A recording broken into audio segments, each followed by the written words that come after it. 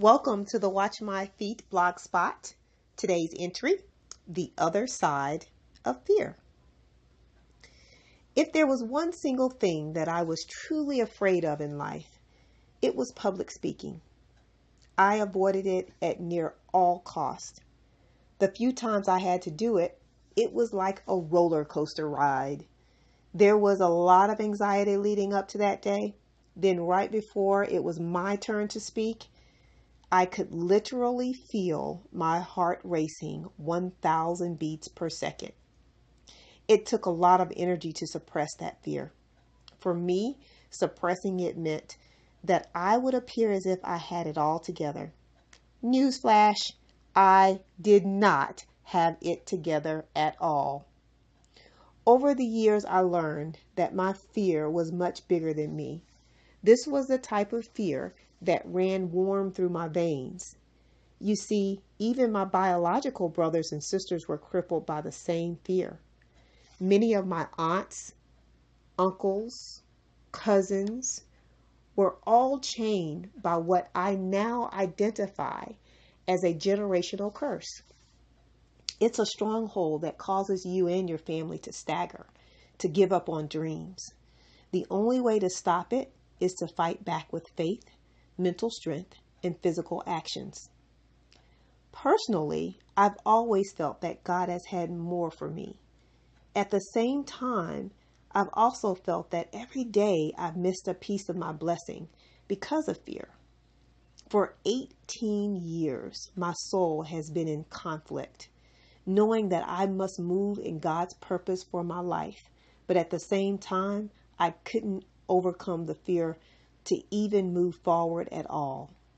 I just dealt with it any way I could. As I grew stronger in Him, I felt more and more like a disappointment to Him.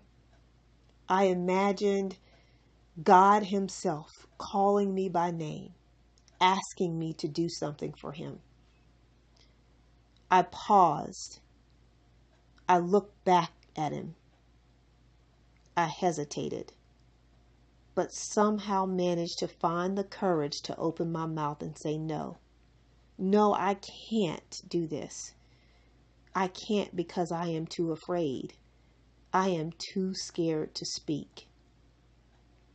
Then I turned and walked away. It was the worst feeling ever. I even hate to talk about it. And I'll never forget the day I hit rock bottom on the struggle. I think it was the first time I had opened up to anyone about it. It was too much. The struggle, the pull, the conflict had just gotten to be too much. That day, I cried on my sister's shoulders, and they held me and comforted me as best they could. But it was that day that I made a decision. I made a decision to overcome my fear. So for weeks after that, I prayed about it, and I got into the position that I was ready to fight. I was ready, but I was missing one thing. I never physically got inside the ring to fight fear. How could I win a fight if I never even stepped foot into the ring? Until all of me, mind, soul, and body, was genuinely aligned, God heard from me, but He couldn't move in my life. Positioning myself physically so that God could move in my life was so important. God doesn't move for you until you are in complete alignment. When the alignment came for me, I quickly found myself on the hook to speak to over 2,000 people. As I prepared to face my biggest fear, I had two thoughts. The first thought was, I can't speak. The response, quote, "The Lord said to him, 'Who gave man his mouth?'" Exodus 4:11. My second thought was, well, when I get to the other side of this fear, nothing will be able to stop me. Nothing will be able to stop me from fulfilling my purpose. I started to look forward to getting this thing behind me.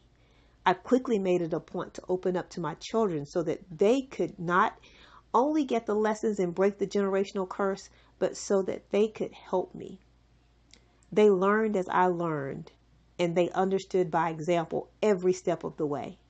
I held nothing back from them. They became my biggest fans. And on August of 2018, I stepped into the ring for the very first time. With my boxing gloves on, I successfully trained 2,000 people in 18 instructor-led classes over the course of 15 days. By the third class, I received a standing applause when the class ended. Looking out over the faces in the crowd, it was at that very moment that I realized I already possessed everything I needed inside of me to conquer anything, even fear. I also realized that I was born, built, and purposed to speak.